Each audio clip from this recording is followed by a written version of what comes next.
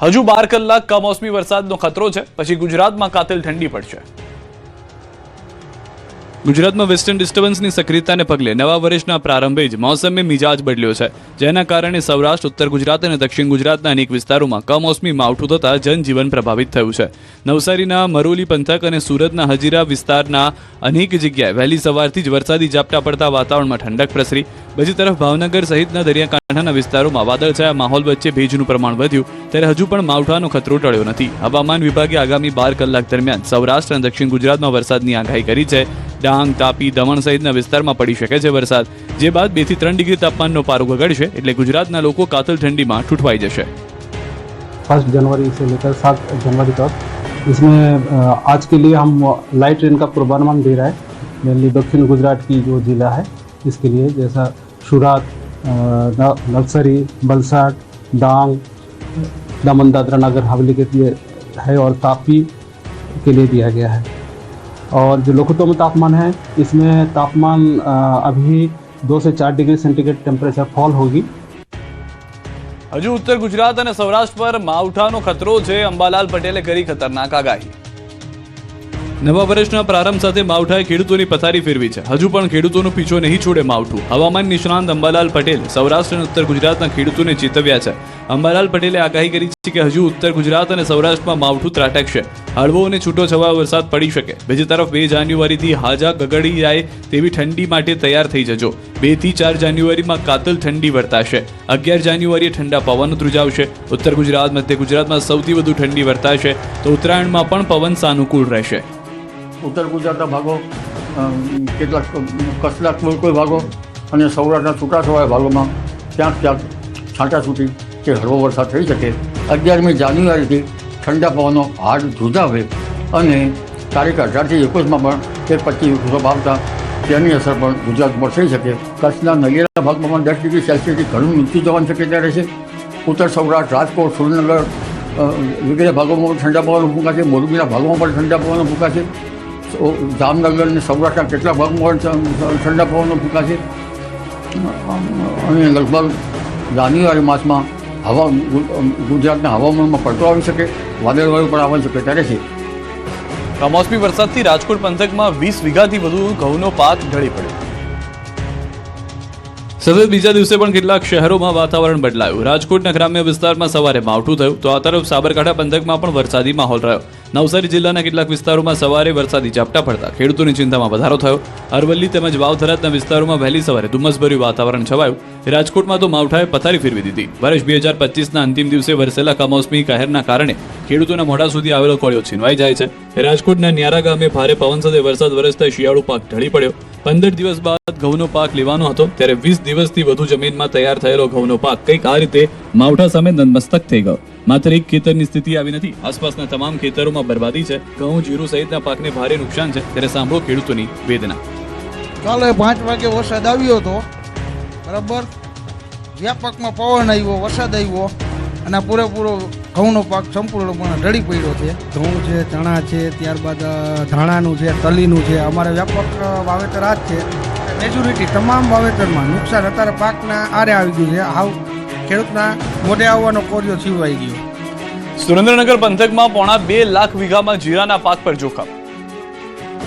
માવઠાએ સૌરાષ્ટ્ર અને ઉત્તર ગુજરાતના ખેડૂતોની ઊંઘ ઉડાવી દીધી છે। સુરેન્દ્રનગર જિલ્લામાં જીરું પકવતા ખેડૂતો હાલ મોટી મુસીબતમાં છે। જીરાનો પાક ઉભે સુકાઈ રહ્યો છે, કારણ કે દિવાળી ટાણે થયેલા માવઠાના કારણે જમીનમાં ભેજ છે। વળી આ વખતે ઠંડી ઓછી પડતા જીરાના પાકને વાતાવરણ માફક આવ્યું નથી। એક અંદાજ પ્રમાણે જિલ્લામાં 30,000 હેક્ટરમાં જીરાનું વાવેતર થયું છે। મોટાભાગના ખેતરોમાં સુકારાનો રોગ આવતા ખેડૂતોને નુકસાની વેઠવી પડે એવી સ્થિતિ ઊભી થઈ છે। ખેડૂતોનો દાવો છે કે જો આ જ પ્રકારની સ્થિતિ રહેશે તો ઉત્પાદનમાં 60 થી 70% સુધીનો ઘટાડો થવાની સંભાવના છે। લોક સાહિત્યકાર માયાભાઈ આહિરના પુત્રએ બગદાણા ટ્રસ્ટના વ્યક્તિ પર હુમલો કરાવ્યાનો આરોપ, પોલીસે કર્યો ખુલાસો। બગદાણા મુદ્દે લોક સાહિત્યકાર માયાભાઈ આહિરે કરેલી એક ટિપ્પણી બાદ વિવાદ એટલો વકર્યો કે પોલીસ સ્ટેશને પહોંચી ગયો। હવે આરોપ એવો લાગ્યો છે કે માયાભાઈના દીકરા જયરાજ આહિરે ફરિયાદી નવનીત બાલદિયા પર લોહિયાળ હુમલો કરાવ્યો। ફરિયાદીનો આરોપ છે કે 24 ડિસેમ્બરે મુંબઈના કાંદિવલીમાં બાપા સીતારામ સેવા મંડળ દ્વારા આયોજિત ડાયરામાં માયાભાઈ આહિરે યોગેશ સાગરને બગદાણા ધામમાં ટ્રસ્ટના મેનેજિંગ ટ્રસ્ટી ગણાવ્યા, જેમાં માહિતી દોષ હોવાની જાણ નવનીત બાલદિયાએ માયાભાઈને કરી, જેની ઓડિયો ક્લિપ પણ વાયરલ થઈ। નવનીતભાઈ સાથે થયેલી વાતચીત પ્રમાણે માયાભાઈએ તરત જ માફી માંગતો અને ચોખવટ કરતો વિડીયો પણ એમને મોકલી દીધો. આ બધા જ ઘટનાક્રમ વચ્ચે નવનીત બાલદિયા પર હુમલો થયો અને તેમણે આરોપ માયાભાઈના દીકરા જયરાજ આહિર પર મૂક્યો. સાથે જ એક કથિત ઓડિયો ક્લિપ પણ વાયરલ કરી, જેમાં જયરાજ આહિર સાથે તેમની વાત થઈ હોવાનો દાવો છે. ફરિયાદી પર હુમલો થયા બાદ તેમણે નિવેદન આપ્યું અને તપાસની માંગ કરી. પોતાના વિડીયોમાં નવનીતભાઈએ દાવો કર્યો કે મારે બગદાણાના ટ્રસ્ટીઓ સાથે વાંધો છે. જોકે પોલીસે તપાસ બાદ દાવો કર્યો કે આ કેસમાં માયાભાઈ આહિર કે તેમના દીકરાની સંડોવણીના કોઈ પુરાવા નથી. ડીવાયએસપી રીમાબા ઝાલાએ કહ્યું કે હુમલાખોરોએ દારૂ અને ખાણ ખનીજને લગતી ગેરકાયદે પ્રવૃત્તિમાં ફરિયાદી બાતમી આપતો હોવાની આશંકાના પગલે તેના પર હુમલો કર્યો. ફરિયાદી પર હુમલાનો એક વિડીયો પણ વાયરલ થયો છે, જેમાં હુમલાખોર એવું કહી રહ્યા છે કે શું તું નાજુ કુંડવીને પકડાવીશ. નાજુ કામળિયા નામનો શખ્સ આ કેસમાં મુખ્ય આરોપી છે. ત્યારે હાલ તો ભાવનગર પંથકમાં મુદ્દે ટોક ઓફ ધ ટાઉન બન્યો છે. બગદાણાના સેવક પર હુમલાના વિરોધમાં કોળી સમાજનો વિરોધ. ધારાસભ્ય હીરા સોલંકીએ મુલાકાત કરી કર્યો હુંકાર. ગણતરીની કલાકોમાં જ પીઆઈની બદલી. ભાવનગરના બગદાણા આશ્રમના સેવક નવનીત બાલધરિયા પર હુમલાને લઈને કોળી સમાજમાં આક્રોશ ફાટી નીકળ્યો છે. નવનીત પર હુમલો કરનારાઓને પકડી પાડવાની માંગ સાથે મહુવામાં મોટી સંખ્યામાં કોળી સમાજ રોડ પર ઉતરી આવ્યો હતો. મહુવા મામલતદાર કચેરીએ મોટી સંખ્યામાં અખિલ ભારતીય કોળી સમાજના લોકો એકત્રિત થયા અને વિરોધ પ્રદર્શન કર્યું. હુમલાખોરોને ઝડપથી પકડી પાડવાની માંગ સાથે આવેદનપત્ર આપ્યું હતું. કડક કાર્યવાહી ન કરાય તો ઉગ્ર આંદોલનની ચીમકી ઉચ્ચારી છે. ભવિષ્યમાં કોળી સમાજનો કોઈ ચાળો નહીં કરી શકે. કોળીના સાવજો ન્યાય મેળવીને જ રહેશે. આજે રાજુલાના ધારાસભ્ય હીરા સોલંકીનો હુંકાર. બગદાણામાં નવનીત બાલદિયા પર થયેલા હુમલાને લઈને કોળી સમાજ લાલઘુમ બન્યો છે. હોસ્પિટલમાં સારવાર લઈ રહેલા નવનીતની મુલાકાતે પહોંચેલા હીરાભાઈ સોલંકીએ સ્પષ્ટ કર્યું કે કોઈ ચમરબંધીને છોડવામાં નહીં આવે.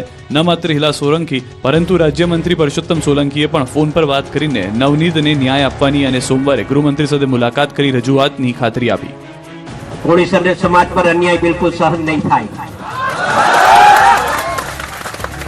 નવનીત એક જ એકલો નથી, આખો સમાજ એના હારે છે. મિત્રો એક વાત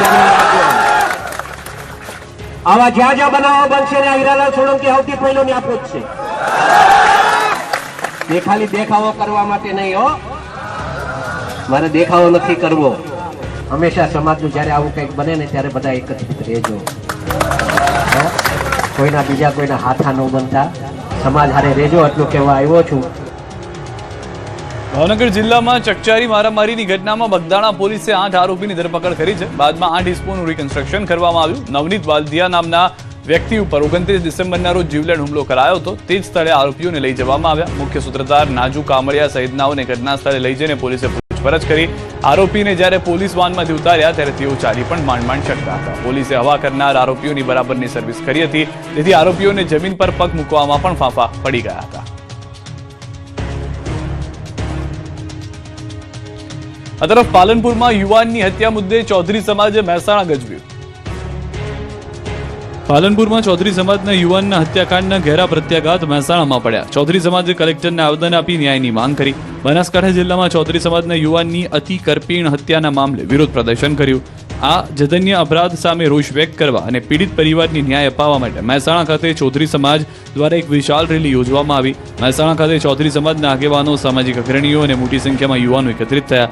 એક સૂરે ન્યાય મળેના નારા સાથે સમાજનું પ્રતિનિધિ મંડળ જિલ્લા કલેક્ટર કચેરીએ પહોંચ્યું. ત્યાં તેમણે જિલ્લા કલેક્ટરને આવેદનપત્ર પાઠવી પોતાની માંગણીઓ રજૂ કરી હતી.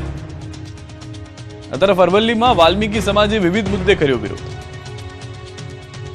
ગુજરાતમાં તમામ સફાઈ કામદારોને કાયમી કરવાની માંગ સાથે વાલ્મીકી સમાજ રોડ પર ઉતર્યો હતો. ગુજરાત વાલ્મીકી સંગઠન દ્વારા મોડાસા જિલ્લા કલેક્ટર કચેરી એકત્ર થઈને વિરોધ પ્રદર્શન કરવામાં આવ્યું.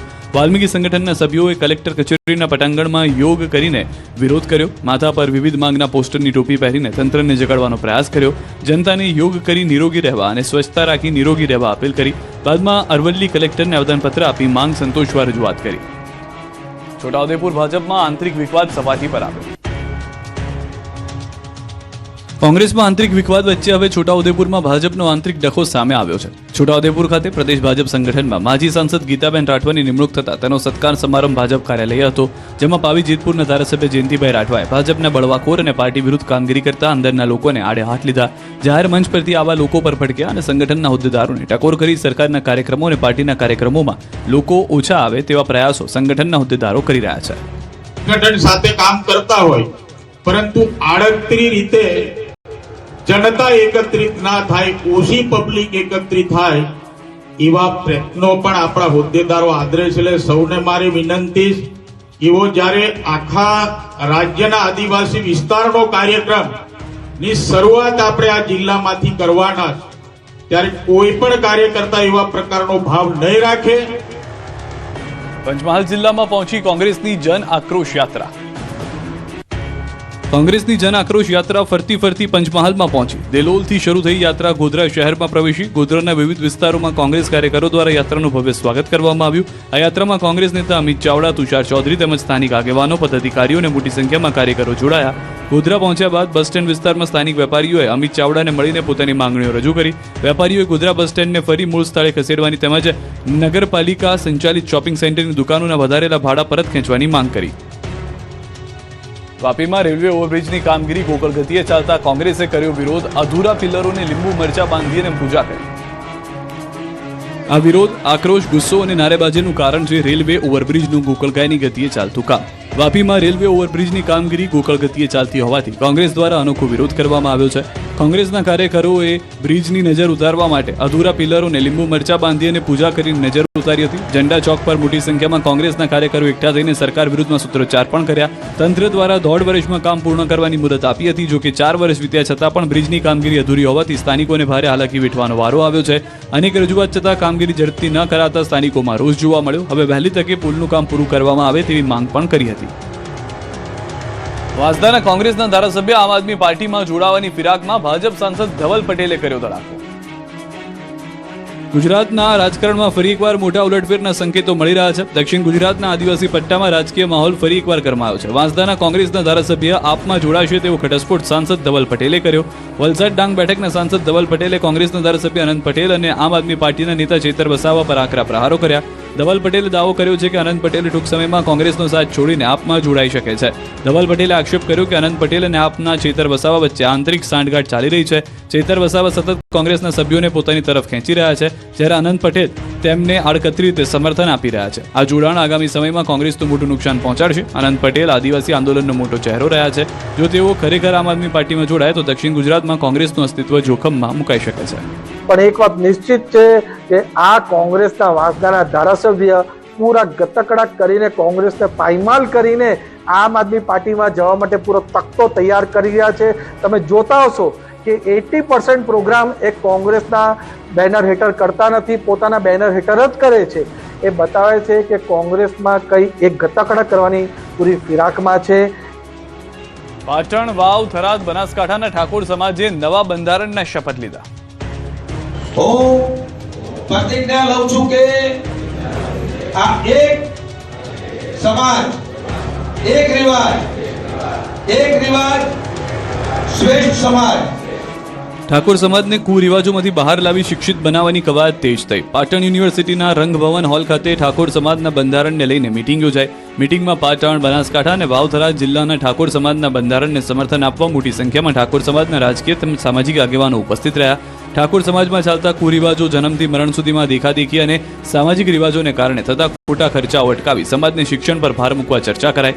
આ મીટિંગમાં સાંસદ જ્ઞાનીબેન ઠાકોર, ધારાસભ્ય દિનેશજી ઠાકોર, પૂર્વ ધારાસભ્ય ચંદનજી ઠાકોર સહિત રાજકીય તેમજ સામાજિક આગેવાનો ઉપસ્થિત રહ્યા. તેમજ ઉપસ્થિત ઠાકોર સમાજના આગેવાનોએ સમાજનો બંધારણ સ્વીકારવા પ્રતિજ્ઞા લીધી. ઠાકોર સમાજના આગેવાનો એક સમાજ એક રિવાજ શ્રેષ્ઠ સમાજના મંત્ર સાથે સંત સદારામ બાપાની સાક્ષીએ સમાજના બંધારણ સ્વીકારવા પ્રતિજ્ઞા લીધી. ઉપરાંત આવનારી 4 જાન્યુઆરીના રોજ ઓગળજી ધામ, દિયોદર ખાતે 3 જિલ્લાના ઠાકોર સમાજનું બંધારણ મહાસંમેલન યોજાશે, જ્યાં સમાજના નવા બંધારણ અમલમાં મુકાશે અને આ બંધારણને અમલ કરાવવા દરેક તાલુકા કક્ષાએ સંકલન સમિતિ બનાવાશે. 11મી જાન્યુઆરીએ રાજકોટ આવશે પ્રધાનમંત્રી નરેન્દ્ર મોદી.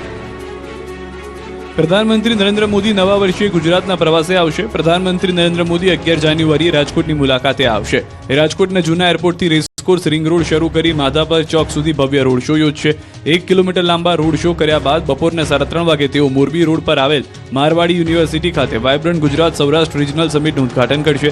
જે સમિટ 2 દિવસ એટલે કે તારીખ 11 અને 12 જાન્યુઆરીના રોજ આયોજિત કરવામાં આવી છે, જેમાં 50 જેટલા અલગ અલગ દેશના પ્રતિનિધિઓ ઉપરાંત ભારતની નામાંકિત કંપનીઓના પ્રતિનિધિઓ પણ ઉપસ્થિત રહેશે. આ વાયબ્રન્ટ સમિટથી સૌરાષ્ટ્ર કચ્છના 2 લાખથી વધુ ઉદ્યોગકારોને ફાયદો થાય તેવી આશા વ્યક્ત કરવામાં આવી રહી છે. વડાપ્રધાનના આગમનને લઈને પ્રભારી મંત્રી જીતુ વાઘાણીની અધ્યક્ષતામાં જિલ્લા કલેક્ટર કચેરીએ બેઠક મળી. રોડ શોના રૂટ અંગે આરએમસીના પદાધિકારીઓ પાસે સૂચનો પણ માંગવામાં આવ્યા. ઉમરગામમાં એક મકાનમાં ગેસ સિલિન્ડરમાં બ્લાસ્ટ થતા અફરાતફરી. વલસાડ જિલ્લાના ઉમરગામના ગાંધીવાડી વિસ્તારમાં નવા વર્ષની વહેલી સવારે મોટી ઘટના બની હતી. ગાંધીવાડી રોડ પર આવેલા ગોકુલધામ ચાલીમાં એક ઘરમાં દંપતી રસોઈ બનાવી રહ્યું હતું.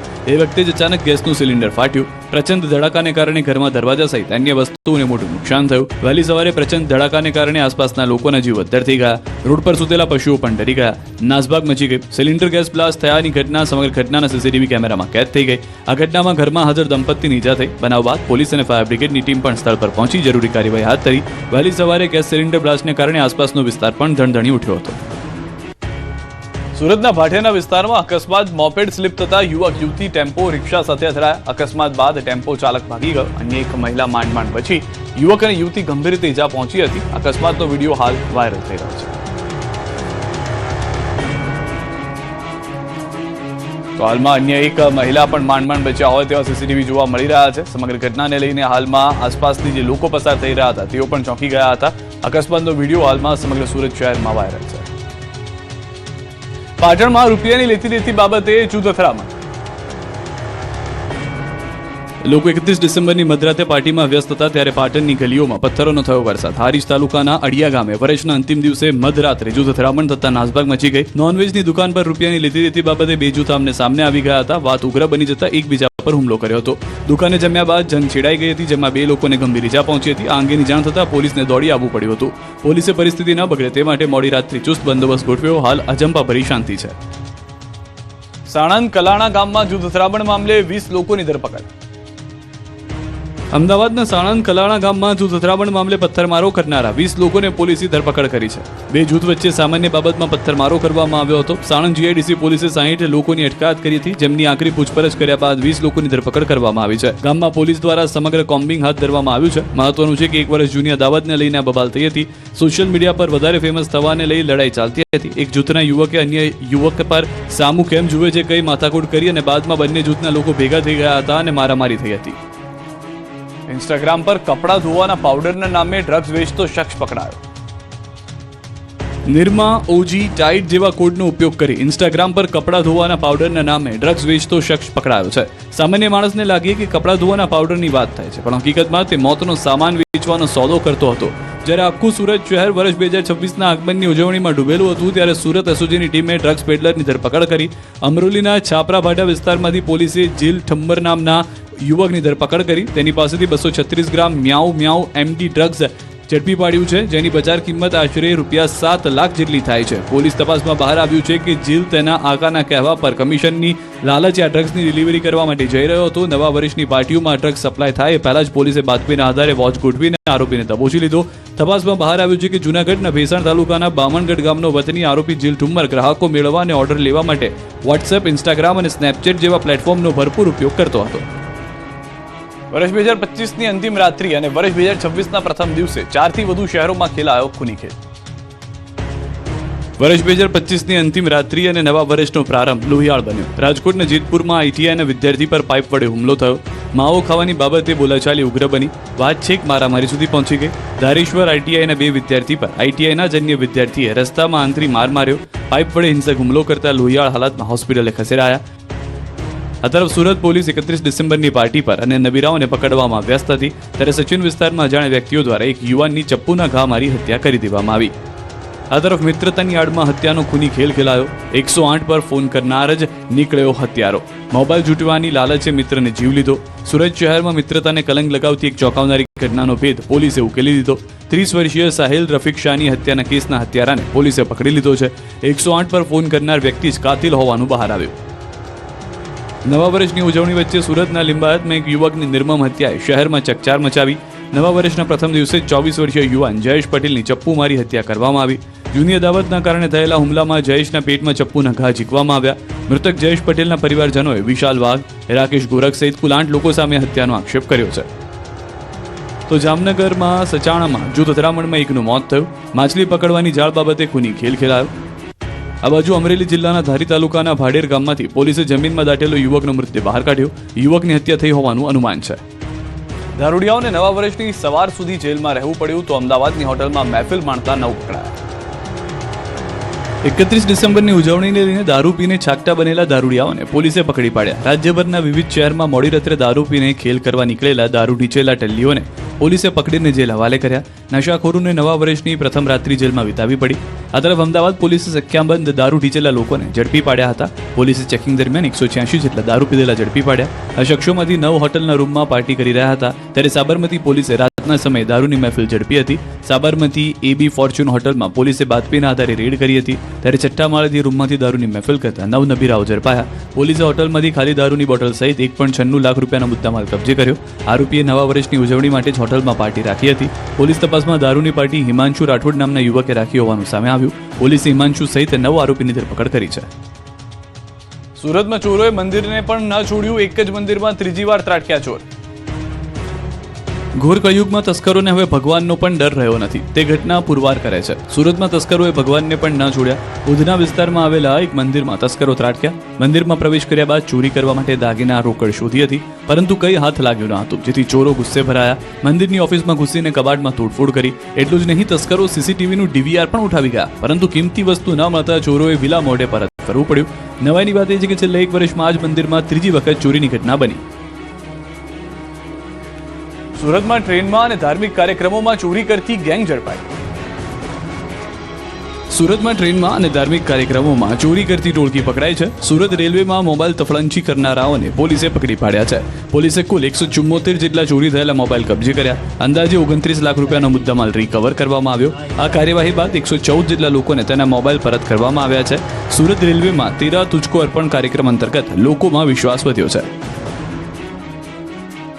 આ તરફ સુરતમાં સોનાની ચેઇન ચોરીથી ગેંગ ઝડપાઈ ચૂકી છે. લગ્ન પ્રસંગો અને ધાર્મિક કાર્યક્રમોમાં આ ગેંગ ચોરી કરતી હતી. 3 મહિલા આરોપીઓને ક્રાઇમ બ્રાન્ચે ઝડપી પાડી. વેસુમાં ભાગવત કથામાં મહિલાઓએ 7 ચેઇન ચોરી કરી. કથામાં લીન થયેલ ભક્ત મહિલાઓના ગળામાંથી ચેઇન સિરવી લીધા હતા. પલસાણાથી મહિલા આરોપીને ઝડપી પાડી. આ ચોર મહિલાઓ પલસાણા વિસ્તારમાં લગ્ન પ્રસંગમાં ચોરી કરવા જવાના ફિરાકમાં હતી. સુરત રેલવે સ્ટેશન પરની સોનાની દાગીનાની ચોરી કરતી પારગી ગેંગ ઝડપાઈ છે. બાળકો મારફતે ચોરી કરતી આંતરરાજ્ય ગેંગનો પર્દાફાશ થયો છે. પોલીસે 15.5 લાખની ચોરીના મુદ્દામાલ જપ્ત કર્યો. રાજસ્થાનની ઉમરા દેવીના પર્સમાંથી દાગીના ચોરાયા હતા. CCTVના આધારે 2 આરોપીઓની ધરપકડ કરાઈ છે.